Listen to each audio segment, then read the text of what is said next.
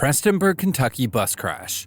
On the morning of February 28, 1958, a school bus carrying 48 children through Floyd County, Kentucky, met disaster in the worst way imaginable. The bus, traveling on U.S. Route 23, slammed into the back of a tow truck, skidded off the road, and plunged into the Lavisa Fork of the Big Sandy River. What followed was a horrifying struggle against time, water, and fate. The river was swollen from the heavy rain, its current raging. Within moments, the bus was dragged downstream, disappearing beneath the surface.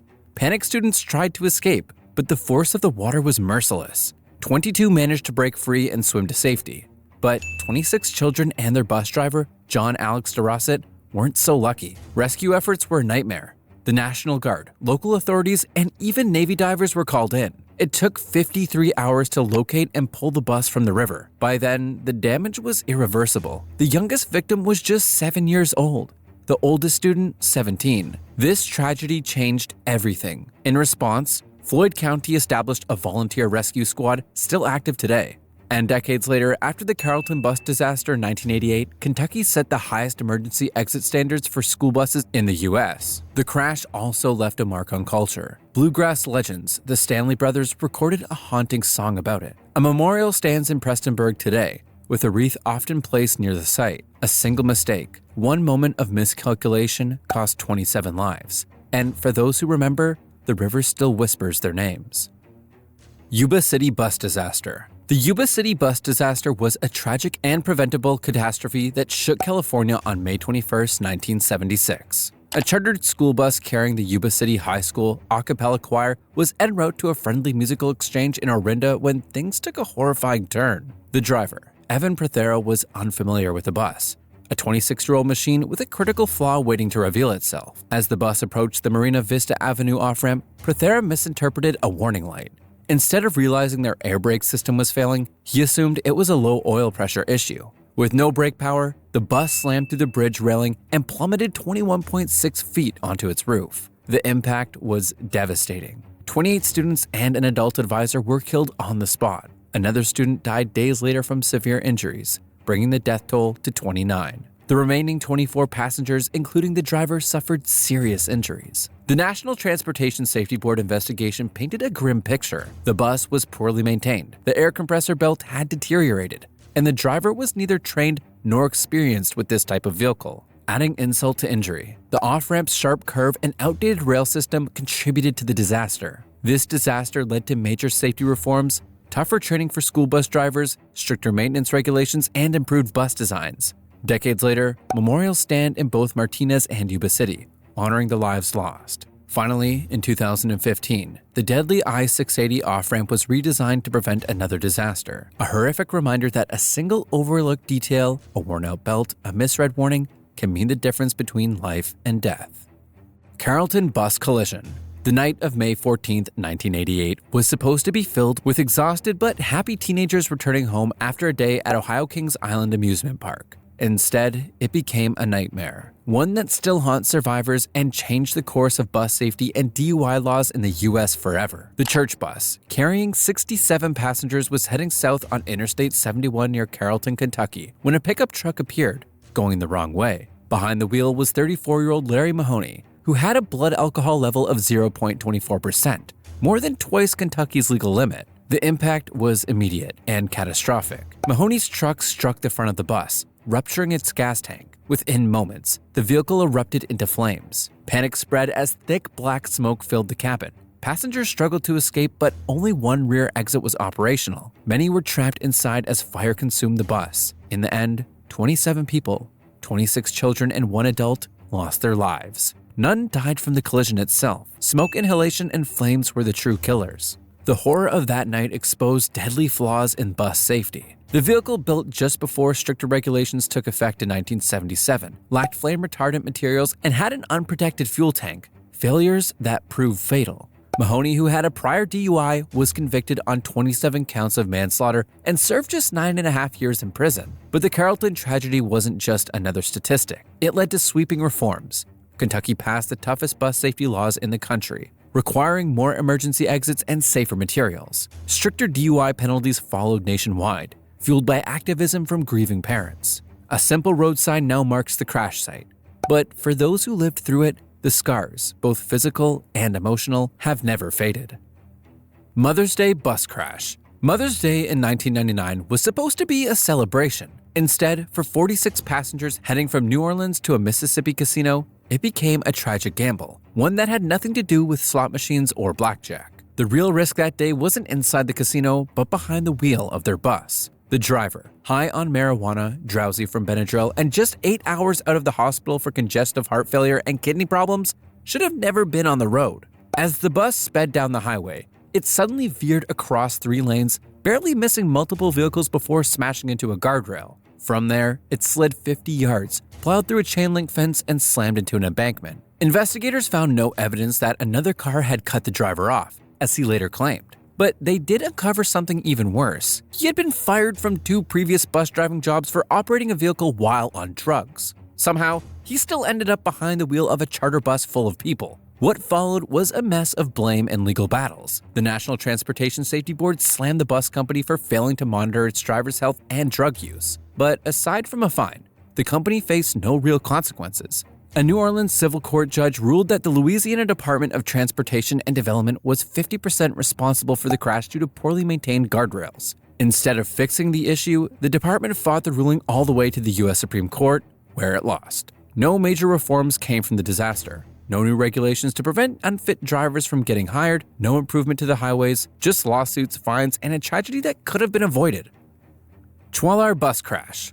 The morning of September 17, 1963 was like any other for 53 Hispanic farm workers in Chall, California. These braceros, temporary workers from Mexico, had spent their days harvesting crops in the Salinas Valley, packed onto a makeshift bus that was really just a flatbed truck with a canopy. That day, their commute became the deadliest bus crash in U.S. history. As the bus approached a train crossing, the driver did something inexplicable. He stopped, then slowly rolled forward directly into the path of an oncoming train. There were no crossing gates, no warning lights, nothing to stop the disaster. The impact was brutal. Bodies were thrown hundreds of feet, some dragged down the tracks as the train screeched to a stop over 3,000 feet away. The scene was described as a river of blood. 32 workers died. Miraculously, the driver survived without a scratch.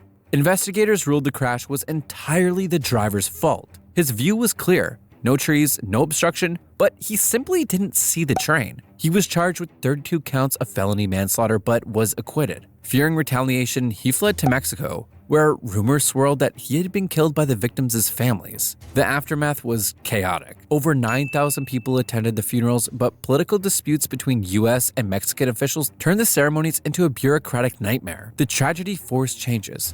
California strengthened safety laws for private rail crossings, and Congress controversially ended the Bracero program, which had brought thousands of Mexican workers into the US. The victims' families had to fight in federal court for compensation, finally securing a $1.5 million settlement. A disaster that should have never happened left a scar on American history, and the fight for justice was just as painful as the crash itself. Alton bus crash. On the morning of September 21, 1989, in Alton, Texas, 81 students boarded their school bus like any other day. But within moments, routine turned into catastrophe. A Dr. Pepper delivery truck barreled past a stop sign, slamming into the side of the bus.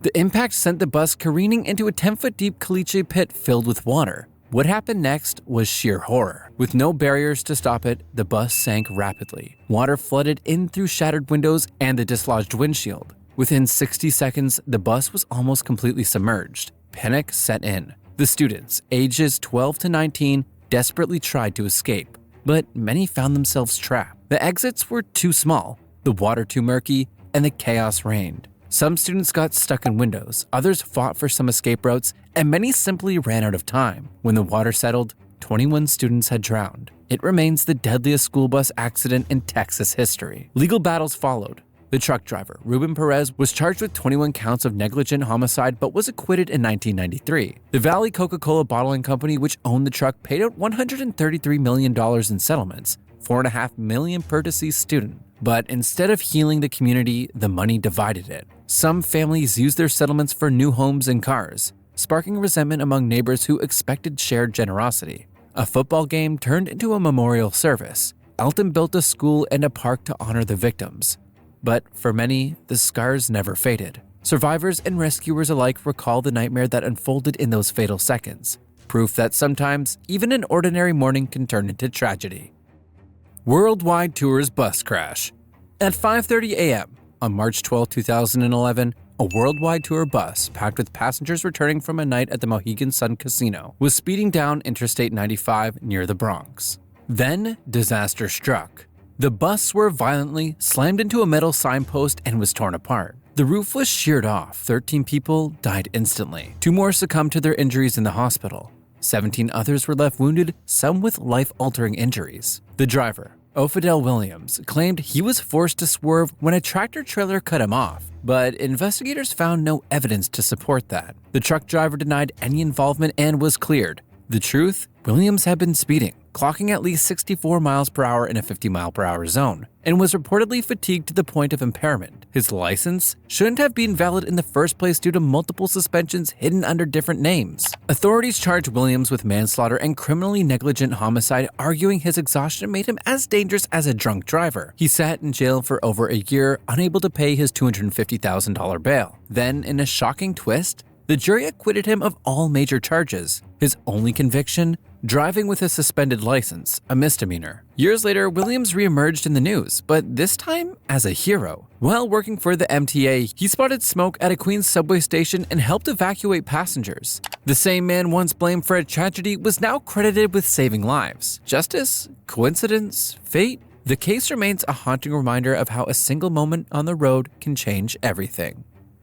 Bean Station bus crash. In the early hours of May 13, 1972, a Greyhound double-decker bus rumbled down U.S. Route 11W, a notorious highway with a grim nickname, Bloody 11W. It was a road infamous for its treacherous curves, heavy traffic, and a staggering number of deadly crashes. That morning, just past 5:30 a.m., tragedy struck. The bus, carrying 27 passengers, was tailing a slow-moving car. Impatient to overtake, the driver veered into the oncoming lane, directly into the path of a fully loaded tractor-trailer. The 2 massive vehicles collided head-on in a horrifying instant. The impact was catastrophic. Both drivers and 12 passengers were killed on the spot. The survivors, thrown from their seats like ragdolls, were left with devastating injuries. An investigation by the National Transportation Safety Board uncovered chilling details. The bus driver, who had been up since 1 a.m., appeared drowsy before departure. Worse, he suffered from multiple serious medical conditions, including diabetes and liver disease, raising questions about how he was even allowed to operate a bus.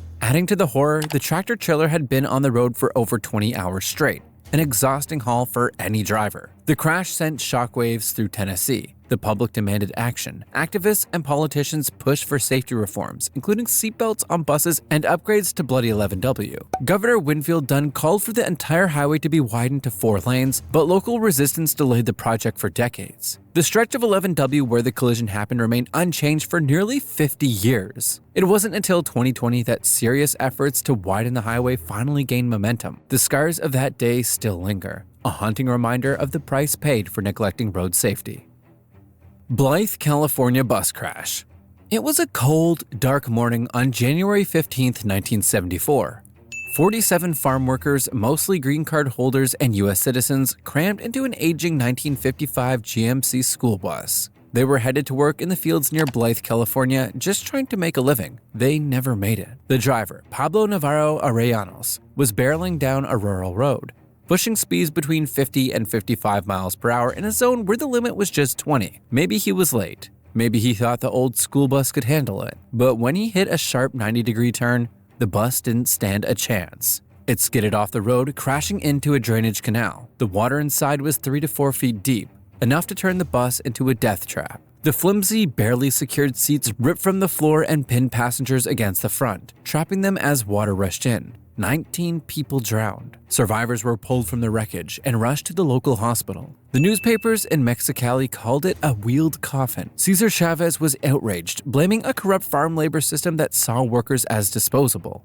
An investigation found no major mechanical failures, just excessive speed. Arellanos had a blood alcohol content of 0.03%, but it was unclear when he drank. Safety standards were non-existent. The crash finally forced California to pass laws requiring inspection, proper driver training, and seat safety regulations. This wasn't just a crash, it was a wake-up call, one that came far too late for 19 workers who never made it home.